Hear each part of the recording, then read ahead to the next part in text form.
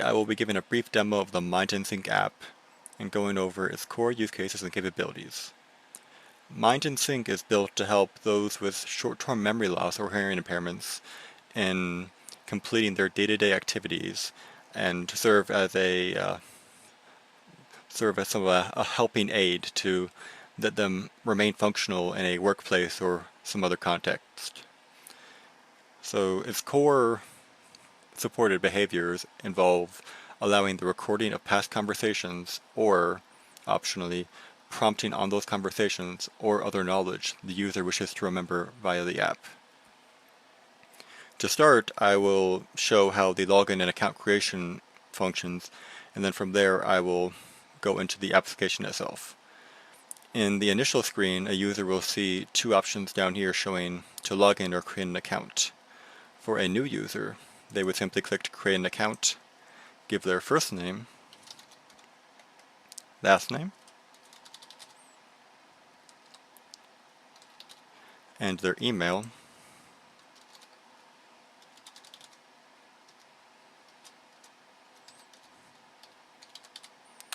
and then select Create Account. And their account would be created, and they would be given a momentary disclaimer that just goes over some of the data this application needs to capture for biometrics and transcription processing, and how that may be utilized. So after agreeing, we can then, from here, log into our account. So logging in is based primarily on biometrics. So this is done in a way that users may not need to remember their password. They can simply use their fingerprint once they made an account and have easy access based on their unique fingerprint. To perform this, they simply click Login, touch the sensor, and they now have access to the main page of the application. On this home page, all main options that are available to the user can be accessed from this one singular interface. They can either record a conversation, upload knowledge to be retrieved later from the AI, search past conversations they've had, adjust the settings, or ask a question to Mind AI regarding any knowledge they've uploaded a past conversation or items in inventory. Additionally, to navigate, there are the three buttons in the bottom that will always take to this home screen, load the search screen, or bring up the knowledge interface for uploading documents. Lastly, there's the app bar up here, which when loaded will show a username, the email for the user, and then has options again to return to the home screen, upload a file, or simply log out of the application. To start, we're going to show a quick demo of how we can record a conversation by inputting a quick 3-minute YouTube video of multiple speakers and then inspecting the output and working from there. So, without further ado,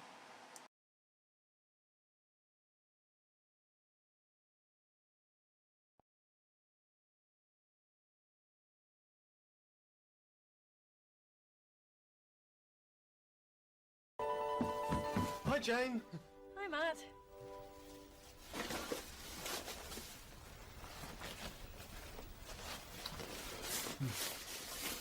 It let me. Thanks. Did you have a nice day? Yes. What did you do? I went shopping. What did you buy? I bought a t-shirt and some shoes and I bought some food. Matt, are you okay? What else did you do? I played tennis Where? at the sports centre. I had a good day. Did you? I got up at about 11 o'clock. And then I had breakfast. I had cornflakes and I had toast and coffee. And orange juice. And then I watched television. And then... Matt, please move. Now.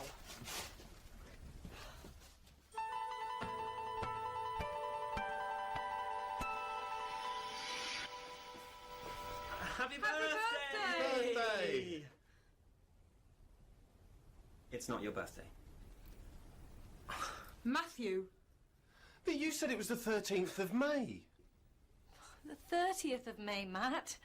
Not the 13th. Then what do we do with all this food and drink? We can still have a party. Then what about the 30th? We can have a party then too. Sure.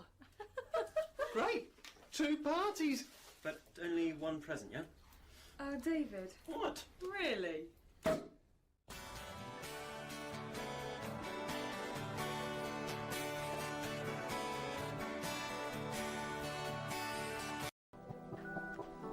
For a meal, yeah. You are, that's...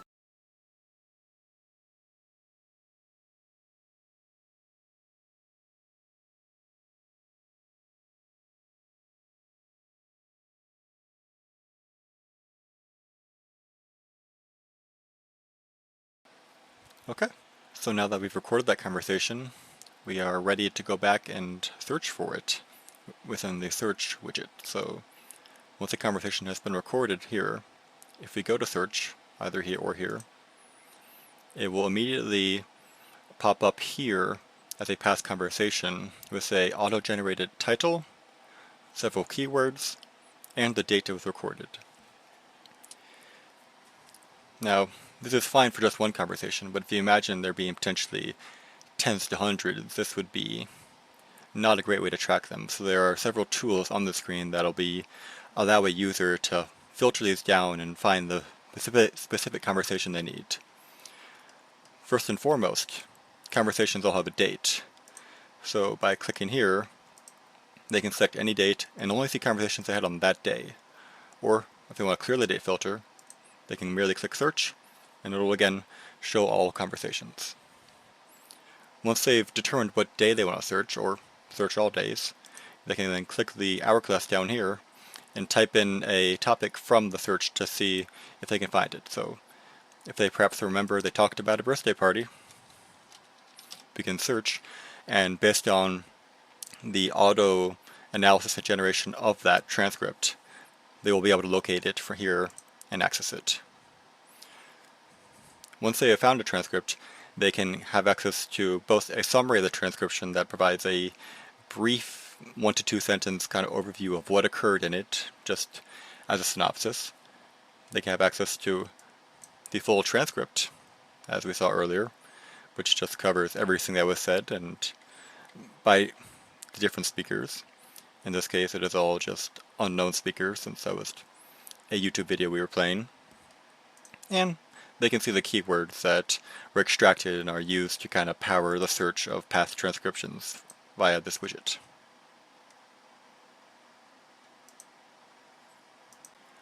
In addition to searching, we can also use Mind AI to potentially ask questions about past conversations we've had. So, for instance, from the recording, if we ask, when was Jane's birthday?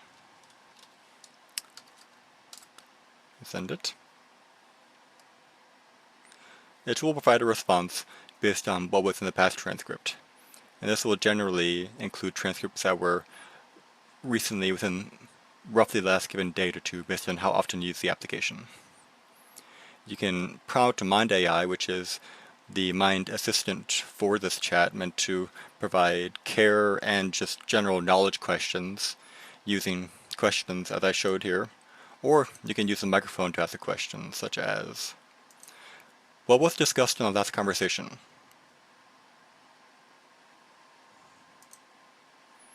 And it'll answer based off what was last said. And then you can continue answering questions as you want, and it'll keep providing answers to those questions and maintain a history so long as you stay on this screen. But then once you leave the screen and then come back, Mind AI will no longer remember what you asked it, and you'll need to remind it again if you would like to. To ensure that Mind AI permanently knows something, there is a knowledge base which you can access with this button, or the knowledge base down here, which lets you upload documents which Mind AI can then reference and provide consistent answers to, no matter when you ask it or how often you ask it. So for this example, we are going to navigate here. We have a simple document here, which is a 2-page, roughly backstory of a Middle-earth dwarf called Durin Ironfist. Now, I'm not going to go fully through it, but just know he had a tragic childhood. His wife Sigrid left him, and he worked as a gravedigger. We'll try to remember those facts. And then from that, we will upload it. And now Mind AI, as we can see here, should be able to reference this document in any question we ask it. So let's just quickly ask, why did Durin have a sad childhood?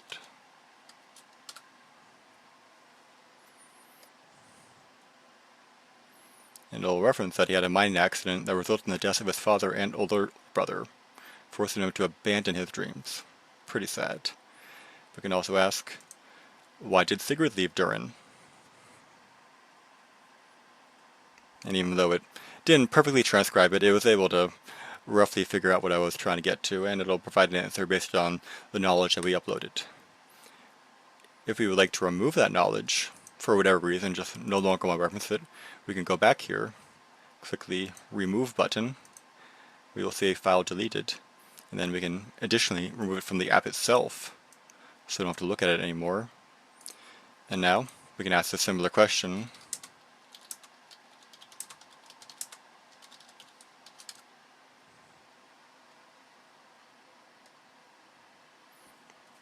And it no longer knows. It'll try its best to answer based on hallucinations, but it is no longer referencing the document that we showed. Now, in addition to past conversations and knowledge uploaded, the final thing we can access is data from an inventory that is connected to the application and is pulled into the app. So this can be, for example, how many keyboards are in stock? Where are they? It'll provide access based on the SQL data we've gathered. Or we can just ask, how many toolsets do we have? And it'll provide quick, succinct answers that we can use as part of our day-to-day job. Wrapping up, we're going to briefly touch on settings and how you can use voice identification to make the phone uniquely identify you when talking with 2 or more people. So, settings is accessed via this gear here. To change your email or name, you simply go here, type in what you would like to change it to, and then click Save Profile, and it will tell you that it's been saved. And then you can verify up here.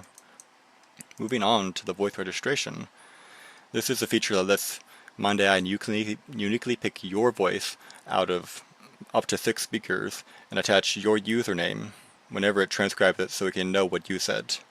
So to register your voice, you would simply go to Settings, select Register Your Voice, and then follow the instructions here to essentially create a recording which will then get processed and saved locally to permanently identify your voice in any transcription. So as an example, my name is Alex. From here, we can then go back here, start a quick conversation, and though it doesn't show my name as Alex since my username is John, it will pick up that I am the voice that was just recorded, and I will always be the username in these transcriptions. And that is it for what we have for the application. Thank you for watching this video, and I hope you have a great day.